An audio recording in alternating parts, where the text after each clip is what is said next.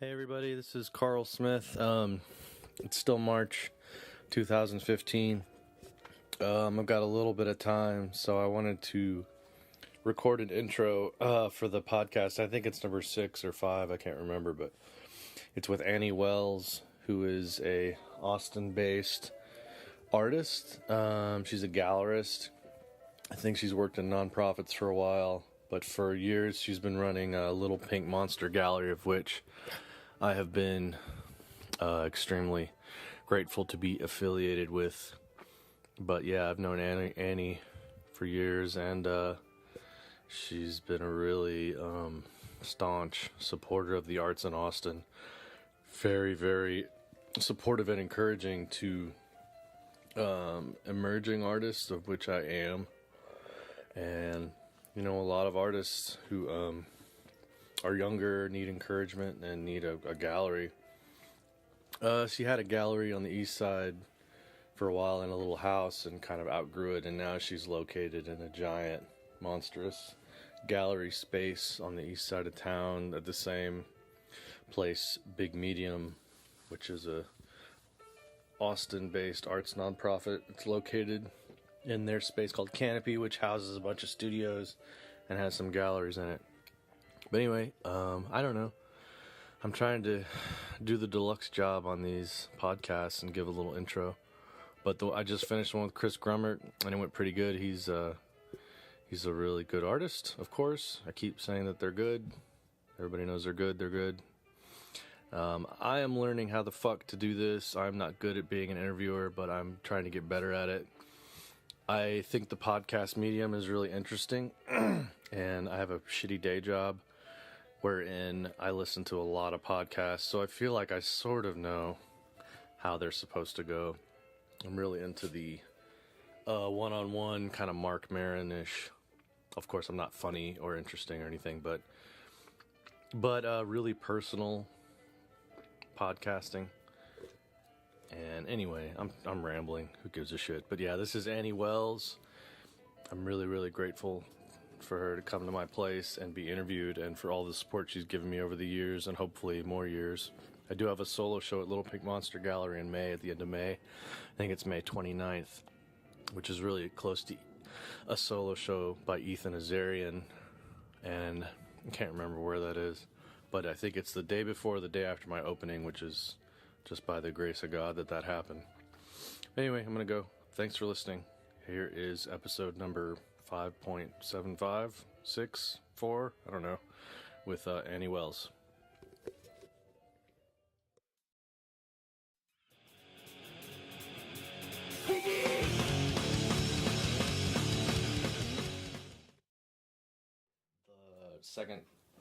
Number 2 I had to edit because the dude said something he wanted out. Oh. That took forever. Gotcha. Is it rolling now? Yeah. All right. It's Monday. You guys are all at work. And we're drinking a shot with Carl Smith at his home studio. It's Tito's vodka. Tito's vodka. Thank you for your support of our events, Tito's. No shit? Yeah. They're our sponsor. They're our sponsor. They gave me... And we drink their alcohol during the middle of the day on Mondays. During work. A podcast. You're off. I am. Is that self? Are we just going for it? Yeah, I'm going for it. Okay, right. Cheers. Okay. Woo! There's your water. Thank you. You got tea? I need tea. Yeah, we all need tea. The dog got a treat. You know what goes really good with vodka is Xanax. He says on the podcast. It's not illegal. Oh, good. I don't think. This as long as my doctor doesn't listen to the... This is number 5 or 6. Cool. Who else have you interviewed? David Lamplugh was the first one. Awesome. Who you like? Do I like him? Yeah. Like personally or professionally? You like his art, I think. Uh-huh. And you've booked him, right? No. Around, no? I think you had talked to him about maybe... I wanted to see his new series. Yeah.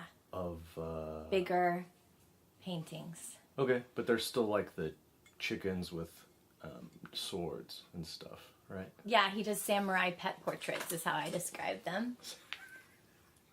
And then... Do you want a picture of your dog? Do you want a picture of your dog in 1291 samurai costumes? Yes. If the answer to both those questions is yes, then you should call David. Yeah, you should. I like him. Okay, Yeah, so good. David, okay, Yeah. solid. He can draw and stuff, and yeah. Oh yeah, no, I mean he very obviously, hi little dog. He very obviously has some talent, I would say. Yeah. Yeah. I like him. He was good. He's from Georgia. You know, Smyrna, Georgia, and he's been here forever. Works at an art store. Which art store? Acel. Acel. Yeah, Acel Art Supply on Cool. MLK. Maybe we should get them to be a sponsor. Good luck. Oh. Not sponsored shit. Okay, fine. I don't think those guys are. But, man, thank you for coming over. Wait, you were listing the other people. I was. Yeah. Bill Kolb is a painter. I think he's number 3. Okay. I'm blanking on number 2. There's, Chris, did you do Chris yet? Who's, I can't Grummert? think of Chris Grummert, that was the last one, number 4. Thank you, yeah. Okay. He's good. That was yesterday. Good. Yeah. You know, and you're 5. Thank Really, you. it should have been number 1, but I chickened out. Well, that's okay. You Yeah. chickened out. Well, I didn't chicken out. It was hard for me to rally, but I'm here. You're here now. Yeah. And I really, really appreciate you coming here. I love you. You're awesome. I love your gallery. You're an artist. I'm love what you smiling do as an really big. artist. Of course you are. But I'm being sincere. Thank you. You're everything that Austin needs in a person. You're hardworking. Thank you. You're Can you say smart. that to some potential Sure. people? If it'll do any good. Yeah. Tell everyone. Tell everyone how awesome I am. That's great. I don't know where to start. Because I want this to be about you, but I also want to talk about your gallery, and but let's just start where every other fucking boring podcast traditionally starts. Okay. With, you're from Houston. Yes. My name is Annie Wells. You're not in court. I It's not have my hand on the Bible as I say the following passage. I am from Houston. I'm from kind of mixed places. Houston, downtown, 5th Ward, right? Okay. Montrose. But then also Magnolia, Texas, like farm ranch country. Yeah, where is this? It's like 45 minutes north of Houston on I-45 is a town called Conroe, Huntsville, like Magnolia area. Okay. I grew up on Lois Lane. Okay. How cute is that? It's pretty. So I'm just saying, pretty cute. In a single wide trailer Yeah. with a hole in the floor that the course. rats used to crawl through Sure. until we caught them. And what? What do you do with them? Well, I kept one of them because it ended up being a possum, and I named her Pepper. Yeah. And I had a pet named Pepper the possum for a while. In a cage? Where do you keep them? It was in a live trap for a while, and then I made like a little cage for her, and then she was pretty nice until I found out she was pregnant, and then I felt bad, so I let her loose again. Yeah. Yeah. You have to. Yeah. Wow, that is I kind of crazy. got off topic here. But yeah, so my mom lived in like, ghetto drug dealing world. And my dad lived in like, we grow our own food and catch our own fish to eat world. And it was a mix from the time I was 1.5 to 15. 15? Was he like a hippie or was he a badass farmer? No, yeah, Texas? he's like a builder. He can build anything kind of guy, farmer dude. Very much. Hunter fisherman, let's say that. So I see more of that in you than anything else. Like very go-getting. Oh yeah, thanks. Let's fix this. Let's work hard. Yeah. Let's do this. Yeah. I think, and also a sense of collaboration from that, because when you're on a farm, Yeah. you have to have, everybody has to help everybody all the time, or nothing gets done. Yeah. So I think like that comes from my dad's side of the family too. Okay. Yeah. So what was he farming, growing?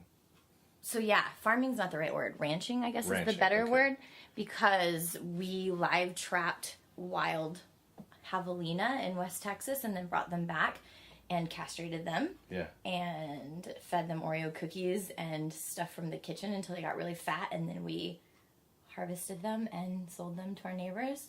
Did you clean them? I did. I can clean a hog Oh my God. with a box cutter. Turns out Sure. is the best thing.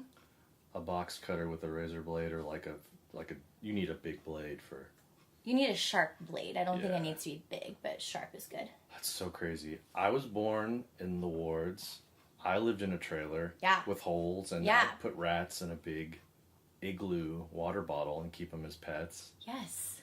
Well, this is crazy. We found each other. We've We're got the a lot in same common. person. Yes, Okay. with different Well, I don't have a broken foot. parts. You have a vagina, I have a... But that doesn't matter. Yeah. But, those are just It matters a little bit. a little bit. Yeah. But okay, so there's a million fucking questions I want to ask about that, but I'm going to switch to...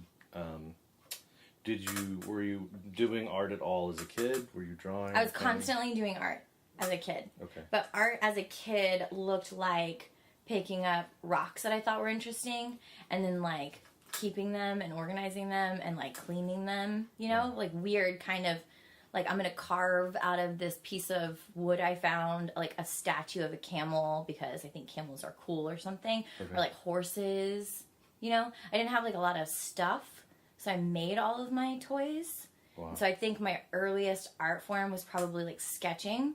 Okay. Pencil sketching things out the window because that's all I had was a piece of paper and a pencil. I became fairly obsessed with art or office supplies when I was like 8 because my dad was married to this woman who worked in a law firm downtown, and in the summer she took me there, and to kind of entertain everyone I would write poetry and draw their portraits, and they would reward me with like, here's our old highlighters and our staplers and stuff, and so I just became like obsessed with office supplies. Okay. And so a lot of my early art is like highlighters and office supply kind of inspired, and wood carvings. And even today, my favorite thing to work with is whiteout. Really? Yeah, because it's like the best thing. Dries fast. It dries fast. It's white. It's white. You can draw over it. You can mix other colors into it, and then you have fast drying paint. Yeah. You can carve into it if you like get a big lump of it. You can make little pools and runs. I mean, I love whiteout. Whiteout and Sharpies and cardboard are my 3 favorite things. Okay. So you went to public school, Houston? I did go to public school, yeah. Were you taking... I'm going to redirect you to Okay. traditional... Are you doing traditional stuff, like middle school, high school art stuff, those classes? Sculpture, painting, or clay, or whatever? No. School was interesting. School was like my refuge from family chaos. Mm-hmm. So when I was in school, it was like learning an algorithm. Like, how can I get the most out of this? And so I very like thoughtfully or intuitively or just like animalistically got as much out of every experience as I could, which often didn't mean spending a lot of time in extracurricular activities, Yeah. I like, for example, in I think 7th grade, my English teacher, Rita Carter, and I, she said like it was obvious that I might need some extra spending money. Uh-huh. And I said yes. And so she was a blackjack dealer. So she started taking me to casino Las Vegas style, which was like this traveling casino company. And I became like the highest ranked underage blackjack dealer in Houston. What age? 17. This is awesome. Yeah. So, I mean, that's what I was doing in like middle school, high school. Oh, I guess high school, not middle school. Not Okay. 7th grade. Yeah, I was 17. So Anyway. So yeah, super smart to be able to do that. I couldn't do that now. I think it had 39. more to do with my breast than my brain, really, at that point, because there's just a bunch of old men. Sure, but I was smart enough to use my breast to make money yeah, instead of getting pregnant. that's true. Yeah, So that was good. that does sound good. Thank you. So yeah, So yeah, I loved school, okay. but I loved it for different reasons than like art electives. Okay. So, did you go to college in Houston? I did go to college in Houston. You I went to St. Thomas University, which is a private Catholic school that to this day I love. I just went there last week. They're like, Are you Catholic? no, I'm neither Catholic nor private. Okay. I went to a Catholic private school. No, I was downtown in Houston helping my friend Ashley score drugs. Mhm. We got lost. I have a terrible sense of direction to this day. Really? And yeah, I just got lost like yesterday in South Austin. Yeah, It was Austin's ridiculous. not good Yeah. for anything. No, I couldn't find my car. It But took me like 4 hours. Houston's perfect. Houston's really perfect. A loop. And Yeah. everything and just in the loop. If it's not cool, it's outside the loop. If it is cool, it's inside the loop. or if you want to get to any of it. Yeah. It's just, is that your phone? Yeah. You're not a professional podcaster, are you? Oh, was I supposed to turn it off? No, you can get it or do whatever you want. No, I don't need it. Are you sure? Yeah, so I got a full ride scholarship to St. Thomas, which is probably the only reason I went to college at all. We didn't have money in my family for that. Yeah, I was wondering. Yeah. So how did you land that? Well, okay, so we're scoring drugs. I get lost. I get out of the car. I walk through some bushes. I see a gold dome. I'm like, where am I that there's a gold dome?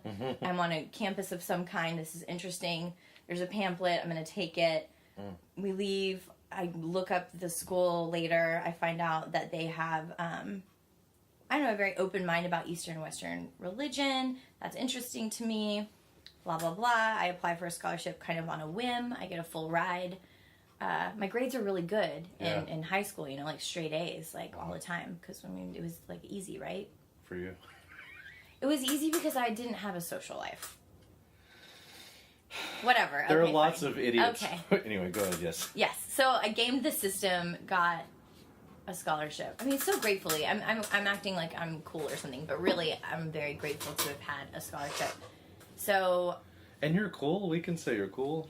Okay. I think it's cooler it's when hard for other you to people say say you're that. cool than if you say... If it doesn't, you're if cool. you can't say it. Yeah. Yeah. Good. I'm sorry. Go Yeah. ahead. Maybe that's a name of a show. I'm not allowed to say I'm cool, but you can. Carl Smith. Like Hollywood Squares. Yeah. Hey, what's that? Never mind. Oh. Dated reference. I'm 39. Did it happen before 1995? I'm probably 10 years older than you. I'm 31. Oh, man. So close. Yeah. Maybe. I don't know the run dates for Hollywood Squares. Okay, well. But anyway. St. Thomas, I've never heard of. Yeah, it's little. It's teensy. It's really good. Really, really good. So what did you study? I studied everything that they would let me study. I would have probably, I guess, had 4 minors. I would have had a biochem minor, art history minor. What were the other minors? Oh, philosophy and religion. Okay. Those would have been my minors, but I ended up doing a major in psychology and a minor in philosophy just because of the way that, like, we wrapped it all together. Okay. I would have stayed at school forever if I could have. I think it's amazing because on scholarship you're getting paid to learn, right? Like you're sitting in a class and they're giving you money. Yeah. And you can buy whatever you want with it. And if you move off campus into a cheaper housing, you have even more money all of a sudden. Yeah. So, you know, you like work 5 jobs, you're going to school full time, like 18 hours, you're making straight A's, and like I soaked it in like as much as I could. Okay. Yeah. I loved school. I would still be there if I hadn't run out of money. Really?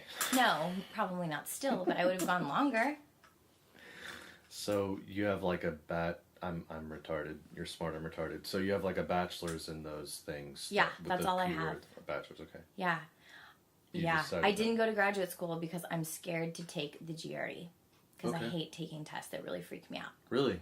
Yeah. Yeah. I have PTSD and I studied accounting in college and I wasn't allowed to take tests. I had to do my test with no time limits in a tiny room.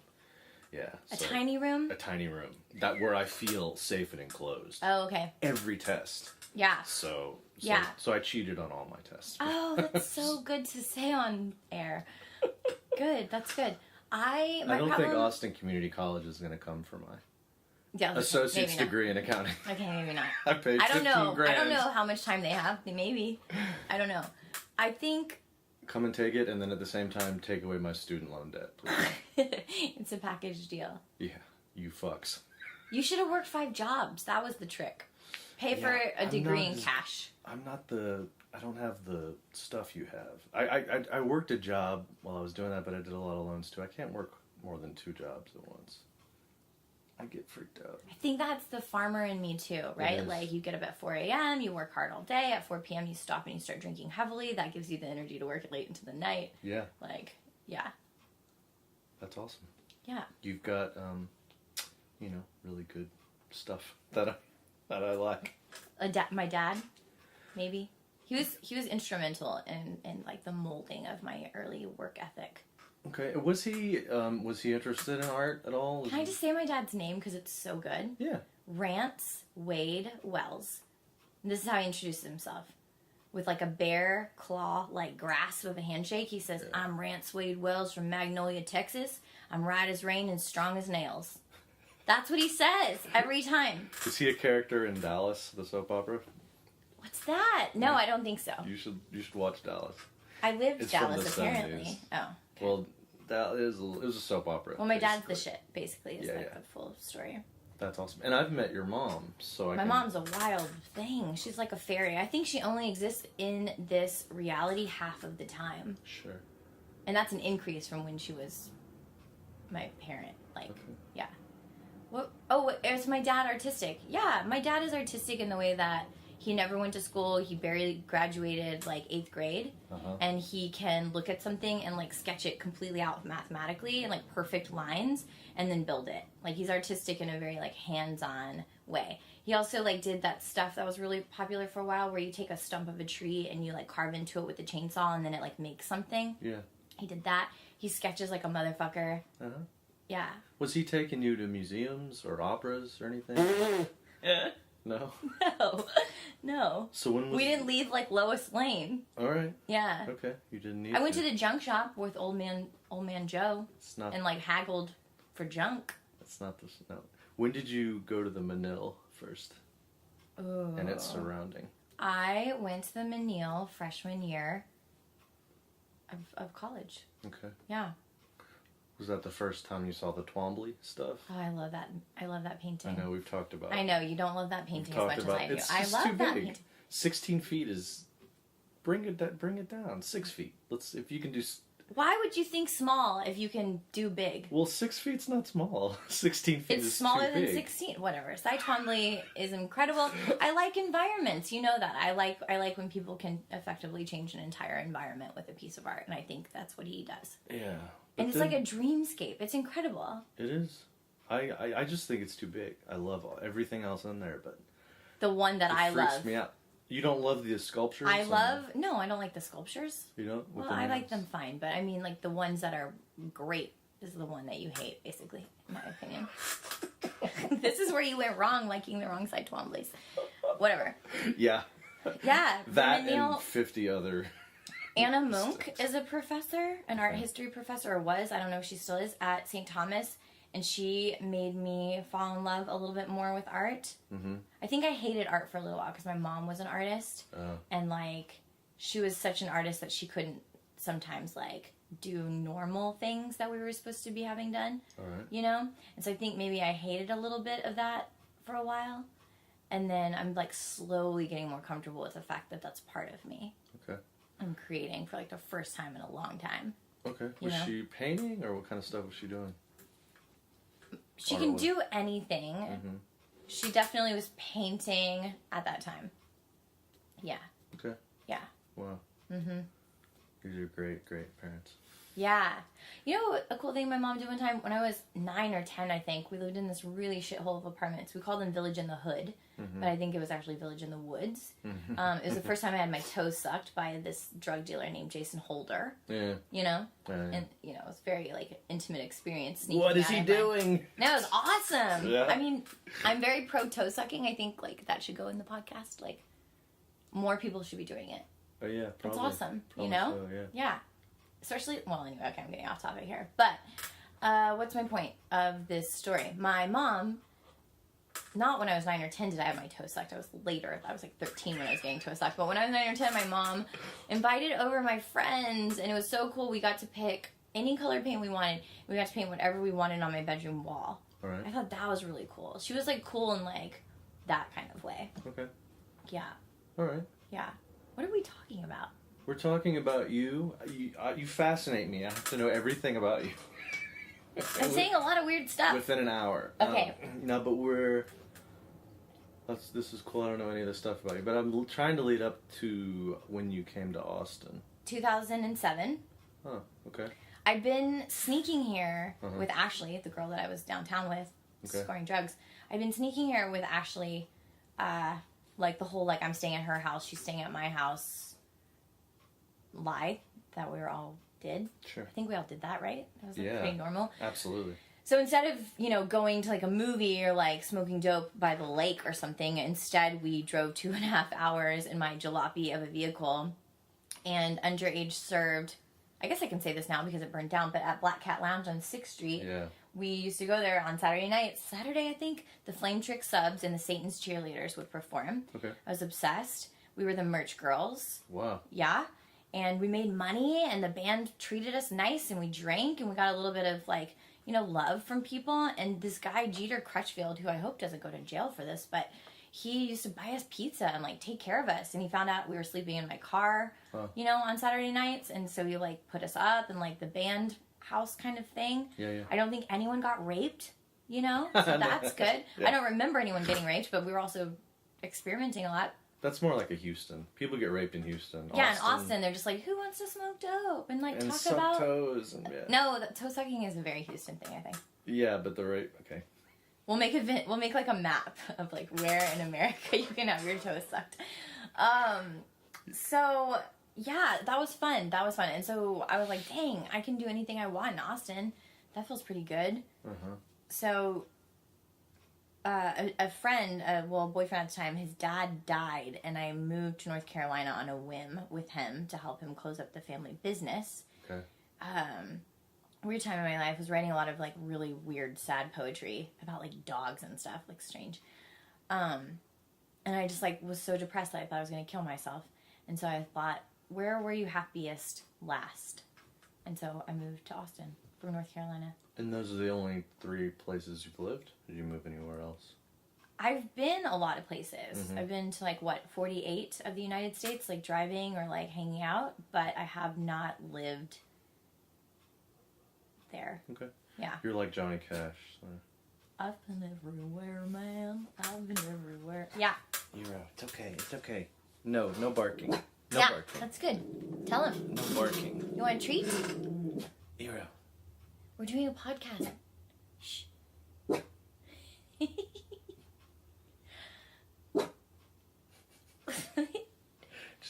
They're keeping us protected. I'm just letting it happen. Protected from people. From possible from children. People coming to get us. Very good. Hero, come on. Yeah, stop it.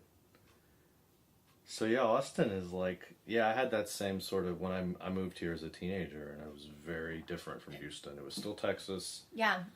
But just very, there wasn't any money or anything, but it was more relaxed, more fun. Yeah. But the quality of stuff went down. I feel like it went down a lot. Like Houston, there's definitely... I have a love affair with Houston. Yeah. Because fine art, you know? Well, oil money in old cities breed finer art, right? Like that's like just a thing. I mean, everywhere is like that. Everywhere. Yeah. You gotta have money. Because oil paint is like, so expensive. That's I'll paint. Isn't it? Yeah, whatever. Who uses and like frames, you know, you have to get like really ornate frames and shit. God. That's expensive. So you have to live where the money is. And then you move to Austin and everyone's an artist, but it's all like kind of this crafty kind of art. Yeah. You know? Yeah. Where like, I'm an artist because like I urinated my name and then I took, well actually that's pretty cool. I'm gonna take that back. What's a craft? Man, I can't throw anybody who's a craft artist under the bus because I really enjoy craft art, but... Sure. No, it's different. It's just different. Yeah, it's a different vibe. Hobbyists. It's working class, and... Yeah. The good art, my experience... I've been here for about 20 years or so, and my experience is people want to stay here, they fall in love with it, they get out of school... They come here for UT, either to learn or to teach, and they just want to make a living as an artist. It's very difficult to do here. I don't know... It depends on what your quality of life is. Yeah. Yeah, if you want to live like in a little shanty on the east side. And deal drugs. We don't deal drugs, Nana. No, but there are artists here that do that. No, okay, well, yeah. No, but I'm saying like if you Nana? lower... I know. What if my Nana hears this? I don't deal drugs, Nana. What? I don't want to... Okay. Right, like I live in a 650 square foot row house built in 1935. Okay. It's slanted at a 30-degree angle off the back of my lot. Okay. We were trying to hang a pot up in the kitchen the other day, and we drilled through the wall because we learned the wall is only a 1/4 inch thick. Like, what the fuck, right? Yeah. Like, there's a draft There's spiders all over it. Yeah. There's like people walking through my yard at all hours of the night. But it's $650. Yeah. So I can, you know, get by and live in a house and be relatively safe, and happy. But in Houston, the same house is like $1,800. And it's not safe. And it's, I mean, well, people are walking through your yard, but they're walking through your yard to like break in your window and like kill you in your bed, right? It's just different. So is this the house where, okay, so let's go. Oh yeah, we're getting back on track. Well, you moved here in whatever, and then when 07, and then when was is that Little Pink Monster the first house? Is that the Old place G, you're talking Old about? Gangster, Little Pink Monster, LPMOG. Yeah, it's Paquito and 17th Street, and I live there now, and we're doing kind of an artist residency out of it, right? Okay. So, Amalia Litza is this like amazing, talented woman in town, and she's renting like half of the house for me and like creating and being cool. Okay. I'm creating and being cool-ish out of it. And you live there now? I live there now. Okay. Yeah. Before, I wanted to live there, but it needed to be an art gallery first. So I just like lived in a 4-foot by 8-foot fake room that I built myself on like this child's mattress on top of milk crates, you know? And it wasn't great for my sex life, but like it was really great for my art life. All right. So. What year did this start? 2012? Yeah, that's fine. Let's say that. Maybe it was 13. No, it was 12. I think, yeah. Well, I met you in the middle of 2012, I thought. How did we meet? I feel like I've known you my whole life. Really? It's been 2 years. Really? Yeah, sure. Okay.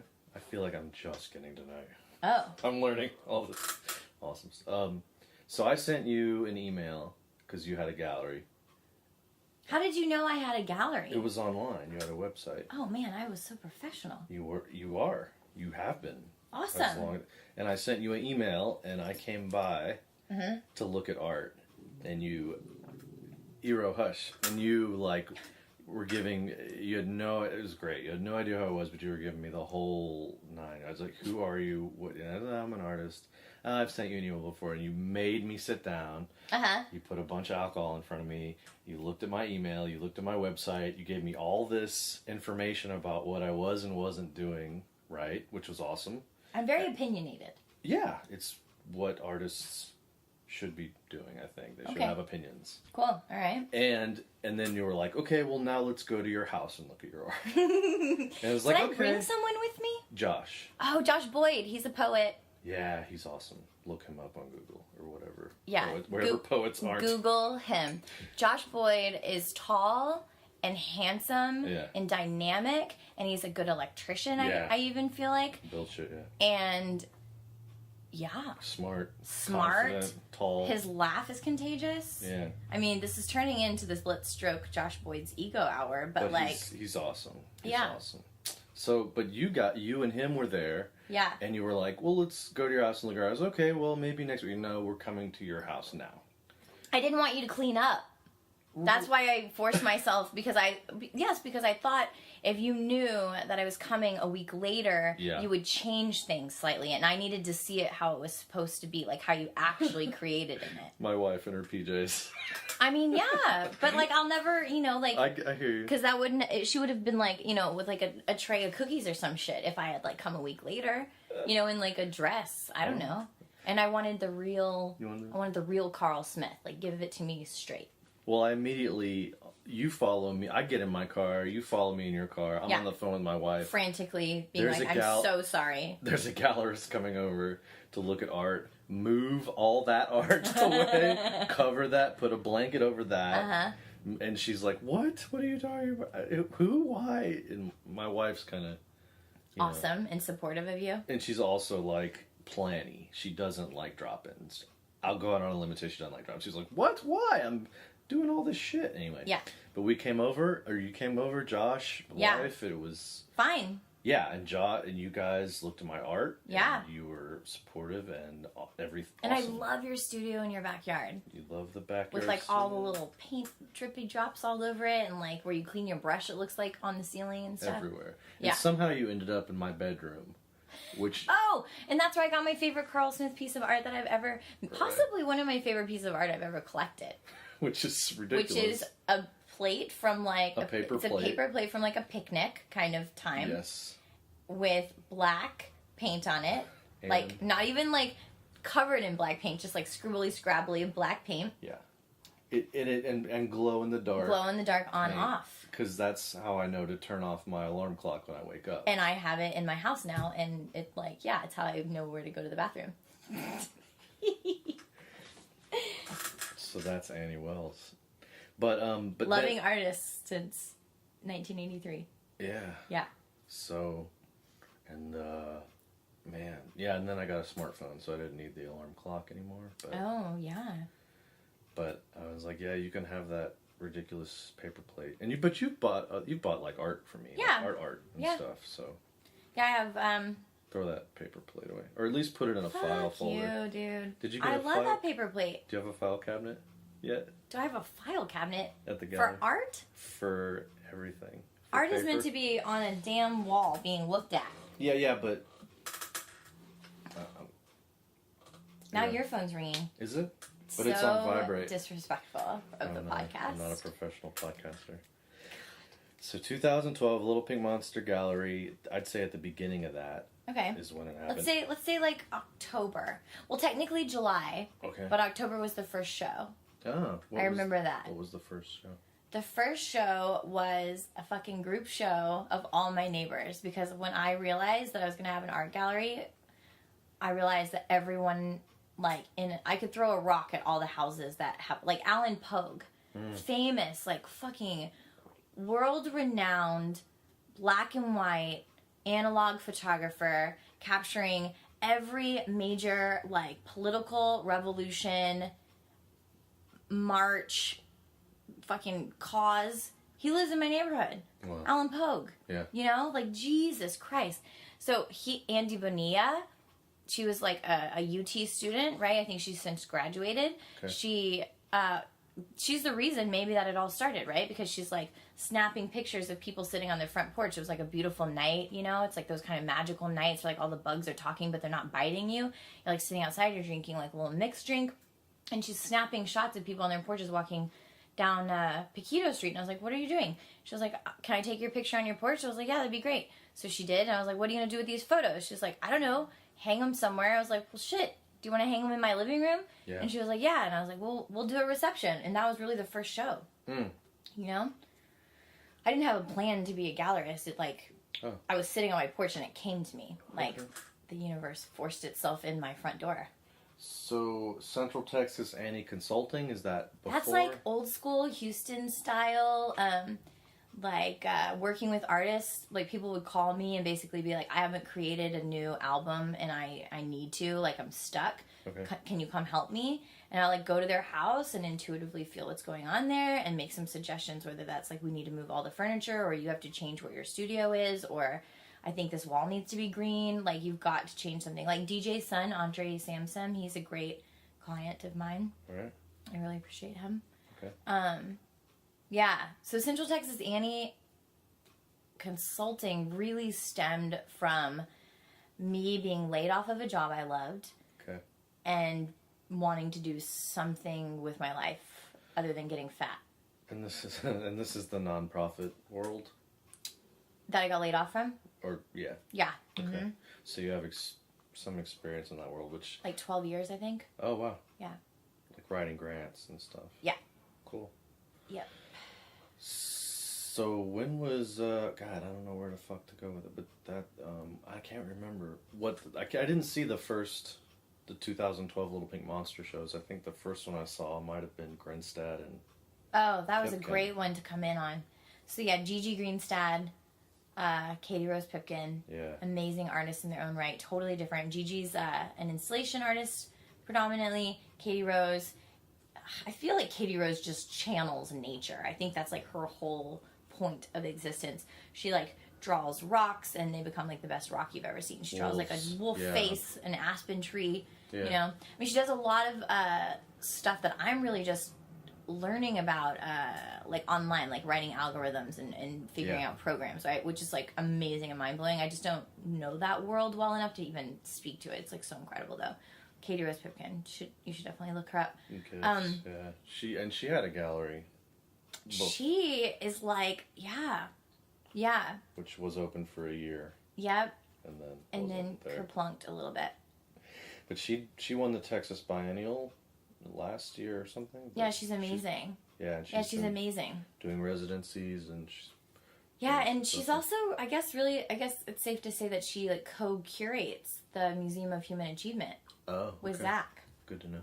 Yeah, I think that's safe to say. Which is right behind where you guys are now. Yeah, in the Canopy Complex. Which used to be an old sex warehouse, the Museum of Human Achievement, like a sex toy warehouse. Really? And they're changing it over to artist. For Fleshlight? I don't think you're such an ass. I want them to sponsor this more than anybody. Fleshlight, Tito's, and Aesel. Yeah, they're arts. I don't like art supply. I like some art supply stores, but it's expensive, right? It's so expensive. Go to somewhere else. We need an art supply store that is affordable. Jerry's is okay. Jerry's is great. They're really great. They're really great. Okay. I think we also maybe need an East Side art supply. A lot of things we need over here. Yeah. Anyway. So, what the hell? Oh, so the Gigi Greenstad and Katie Rose Pipkin show, like 450 people show up. Right? I already mentioned I only have 650 square feet. We can't physically fit them in. Yeah. And one of the people who came to a fundraising show, which I think was the next show, was Shay Little from Big Medium, the executive director of Big Medium. And I was basically like, shit, I really need a bigger space. And John Lawrence, who was also on the board of Big Medium, he and I were close then. And he made the connection that maybe we should look at the open available space at Canopy. So like 8 months really into having a gallery in my living room, we end up in like arguably, like questionably, the art complex in Austin, right? With the best. With the best of the best. In there. Yeah. The biggest. I think it's exactly square footage, the same size as Big Medium, but the benefit is that we are right across from Saw 10 coffee shop. And so we have like a little like energy confluence. That's not a word. Yeah. People have to see your gallery and what's in it to buy food and coffee there. I didn't think about that. Yeah. And if they're sitting anywhere in there, eventually they're going to turn to the left or right and see Little Pink Monster. Yeah. How many studios are in Canopy? I think there's over 70 registered artists and art businesses in Canopy. Wow. A lot. It's a lot of stuff. It's a lot of stuff. And it used to be like a Goodwill staging. Yeah, the blue hanger. Facility. Yeah. Wow. So, Little Pink Monster is you, right? I mean, you're the owner. Yeah. Are you a gallerist? I think so. I don't think... Is that a word? I don't know. Yeah, sure. You're a gallery owner. Gallery owner. And it's like there's a lot of volunteers. There's this one volunteer, Carl Smith, who I just like, thank God for him. No, there are. So we have a volunteer coordinator, Wendy Yamalet, also an amazing painter and artist. We have a studio manager, Jean-Pierre Verdijo. His upcoming show is April 18th. I'm excited about that. It's called Towards a Common Good. And then what we do, because we have a one-to-one barter, so anybody who volunteers to help us, right, like to either change over a show or to get the walls fixed or, mop the floor, haul stuff to places. There's a one-to-one barter for their time so that they can earn studio time. Mm-hmm. Because if we're going to make it, we're going to make it together, right? Yeah. That's the point. Fam, not fame. And so we have volunteers, which is amazing. Financially, it's hard. It's hard like every single day, right? We're making enough money to survive. And that is the amount of money that we're making. Yeah.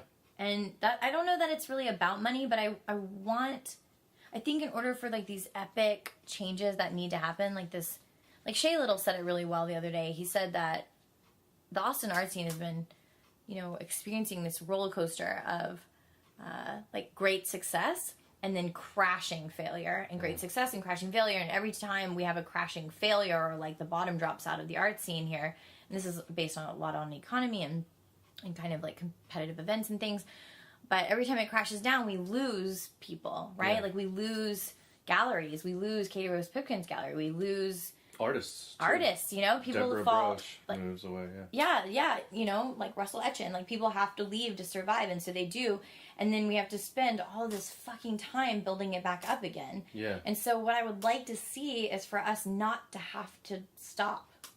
Yeah. I want us to be able to weather a storm, and unfortunately that's going to come down to like financial stability. Mm-hmm. Really. Do you have a plan? Well, yeah, and do you have like a social media strategy for it? I should say littlepinkmonster.gallery, right? That's the website. littlepinkmonster.gallery. Yeah. Okay. That's our website. So go to the website. But are you using any other social media tools to? I mean, so I have an advisory board that is pretty phenomenal. Since we're talking about social media, I'll mention Aviva Pinhas. Her last name is Pinchas. She's amazing. She's a nationally recognized social media expert. She is on our advisory board. And yeah, she's incredible. She's taking me to the next level. I think it just takes time, just like anything else. And you need a guru to you need to segregate, I think, for success. You need traditional business strategy would be to segregate some of the duties. Because you can't do everything. Well, what happens is, this is, you know, kind of talking about segregating or delegating duties. Sorry. And segregating. I'm in 5th grade. So, like, my earliest advisory board member really was Cynthia Young and Clark Curtis. And even though they are still on my advisory board, mm-hmm. you know, I burnt them out. Because it was just the three of us hustling so hard all the time. Yeah. And so, yeah, it's not a sustainable model if you're like all doing everything all the time, right? And so what we did when we moved to the new space is we kind of figured out, like, you know, Clark works at Bumper Active, which is a really supportive organization in town. They make custom t-shirts and stickers. And so he's our merch guy, right? And okay. Cynthia is stellar at events. She's like dynamic and attractive. People want to talk to her. Yeah. So she took on like kind of events and sales, right? She's perfect. And she's also an incredible artist. Yeah. So is Clark. You know, and then like Wendy came on and took on volunteering. Aviva came on and took on our online stuff, and so that I can start strategically like finding the right artists, building the shows, putting together the themes, and doing really what I love, which is helping someone who's maybe not confident in their work get confident in their work. Mm-hmm. And so I've been able to refocus on that, which has been really nice. Yeah, and the mission statement of the gallery is kind of to support emerging artists. Yeah. Which is really, really rare. I mean, no one's. It's twofold. We have to support emerging artists to make a strong art scene here. Mm-hmm. But we also have to raise awareness and educate young collectors so they start investing early in these artists, which really changes the trajectory of the artist's career. Yeah, and I feel like Austin is sort of holding its breath because there's all this growth right now, yes. all these people moving here. We're not really seeing the positive effects of that yet, but all the artists are going, well, someone's coming here with something. Mm-hmm. They're going to buy, some of them are going to buy some art at some point. Well, I think that's what we're all hoping, yeah. Yeah. And it could, I mean, that type of growth that's happening now, that's the kind where we would need to stay, successful. Yeah. So. Yeah, if we can just make it, then we might make it. Yeah. Yeah. I don't think anyone's figured out. I don't know anyone who doesn't have any artist who doesn't have a day job also. Oh yeah, I mean, I have a day job. Yeah. You know, outside the gallery even. I mean, it's like, we're all hustling. But we're all getting older. We're all getting really old. And I desperately want to find a way to, make enough money from art to just do that.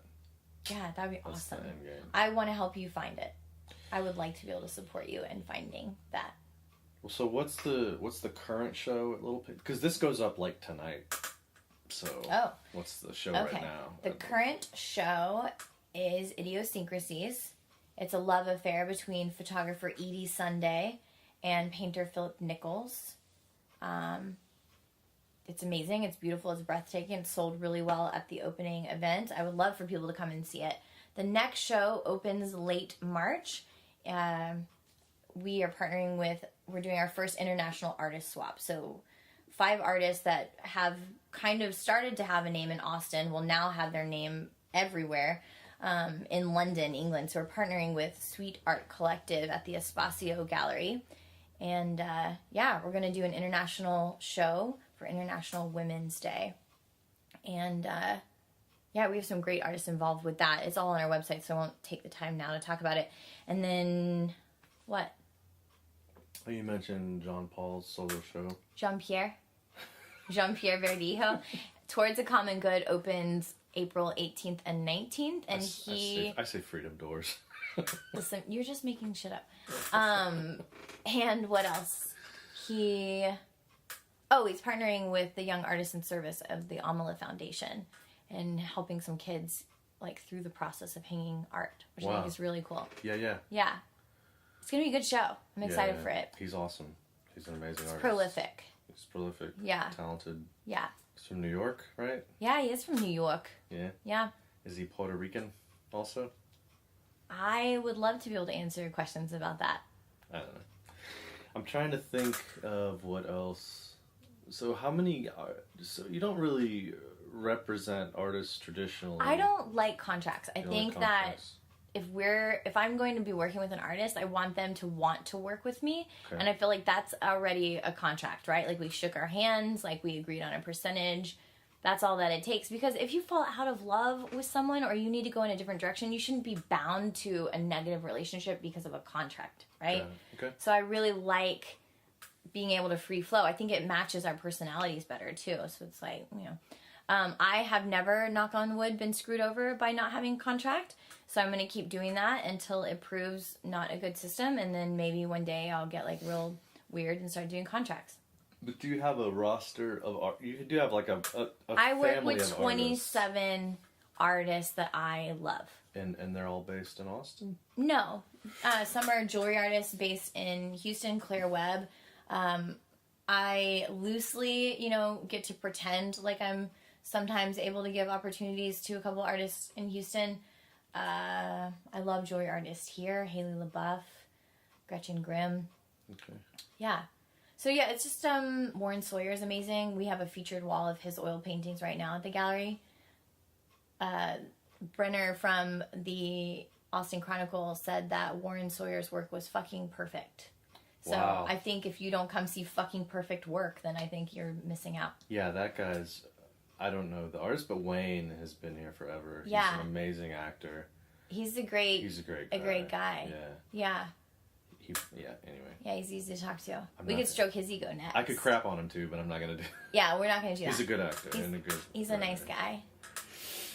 What else was I going to ask you? I don't know. So do you... Can I just say Seth Orion Schwager? Yeah. From the Chronicle? Good. Yeah. So good. So supportive. He's just an amazing, cool dude. And Elizabeth McDonald, his lady, is an incredible artist. She inspired how I hung the last show. Because of how her show at Punk Project was hung. Like, I think them as a couple is some kind of like dynamite for the art scene. Okay. Well, I don't know what else to ask. But so the gallery, do you get a lot? I imagine you're getting hundreds of solicitations a day from artists. No, it's so not an annoying amount. I love talking to artists. Do you answer all the emails? Absolutely. Okay. Absolutely. Yeah. If they're going to take the time to put themselves on the line to say, like, will you please look at this art, then I'm so happy to do that. Yeah. Yeah.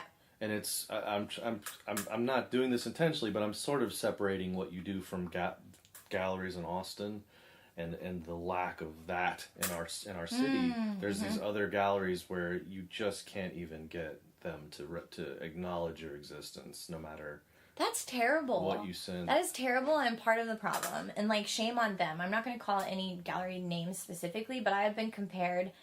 I have been, like, oppositely, like, said that I was opposite of a pretty well-known gallery in town, and that makes me really sad. It is. You know? Like, why can't you answer an email? Or why can't you have a 30-minute meeting with an artist? Yeah, or take 8 seconds to say, not for us, thanks, on an email. It's whatever. Yeah. I mean, I would be better if it had a little bit of feedback, like, this is not for us because we don't hang, penis paintings or whatever. But getting a gallery to do that anywhere is difficult, but in Austin especially, it's just really, really tough. And so... I think that's unfortunate. And it needs to change. Yeah, and there's also a money, opportunity there that's being missed. I mean, there are artists coming in, they're learning to make art, they're trying to get opportunities. Mm-hmm. There's some money to be made in that market. and the prices are different, I think, for what you're doing. I think we all have to make it together or not at all. Yeah. So,